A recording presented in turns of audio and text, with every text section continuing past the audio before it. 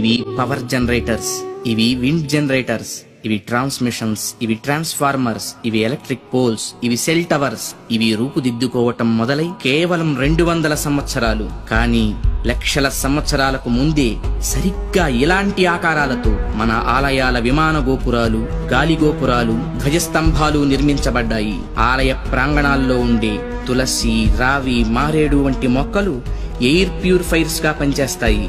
ఆలయాల్లో అర్చకులు చేసే ముద్రలు ఆక్యుప్రెజర్ గా మారి శరీరంలోని ప్రాణశక్తిని ప్రేరేపిస్తాయి.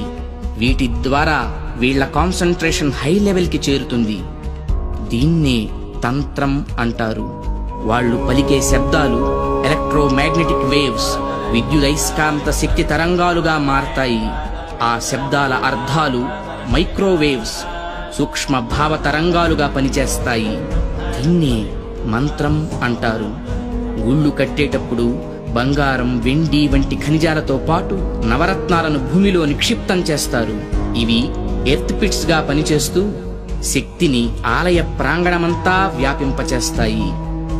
రాతి విగ్రహాల క్రింద, ధ్వజస్తంభాల క్రింద లోహపు రేకులతో తయారైన యంత్రాలుంచుతారు. గాలి గోపురాలపై, విమాన గోపురాలపై లోహ నిర్మిత కలశాలు అమర్చుతారు. ధ్వజస్తంభాలకు లోహపు తొడుగులు వేస్తారు. ఉత్సవ విగ్రహాలను పంచలోహాలతో తయారు చేస్తారు. లోహం శక్తికి వాహకంగా పనిచేస్తుంది. దీన్నే యంత్రం అంటారు. మంత్ర తంత్రాల ద్వారా ఉత్పత్తి చెందే శక్తికి ఈ యంత్రాలే రిసీవర్స్. ఇక హైడ్రాలిక్ పవర్ స్టేషన్స్ లో లాగా ఆలయాల్లో జరిగే అభిషేకాల్లో కూడా ఎత్తు మీద నుంచి స్వామి విగ్రహం మీద నీరు పడుతుంది. దానివల్ల పొటెన్షియల్ ఎనర్జీ కైనటిక్ ఎనర్జీగా మారుతుంది. ఇలా మంత్ర తంత్ర యంత్ర ప్రక్రియలతో విశ్వవ్యాప్తంగా ఉన్న ఇంటర్నల్ ఎనర్జీని రిసీవ్ చేసుకొని అందరికీ అందించే కాస్మిక్ పవర్ స్టేషన్స్ మన ఆలయాలు.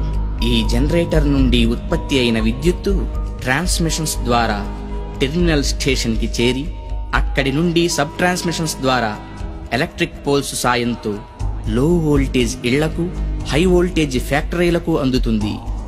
సరిగ్గా ఈ జనరేటర్ లాగే గర్భగుడిలోకి చేరిన శక్తి అంతరాలయమంతా ప్రసరించి పరివార దేవతల ద్వారా విస్తరించి ఎలక్ట్రిక్ పోల్స్ వంటి ధ్వజస్తంభాల సాయంతో సామాన్యుల నుంచి మహాభక్తుల దాకా వాళ్ళ స్థాయికి తగ్గట్టు అందరికీ అందుతుంది.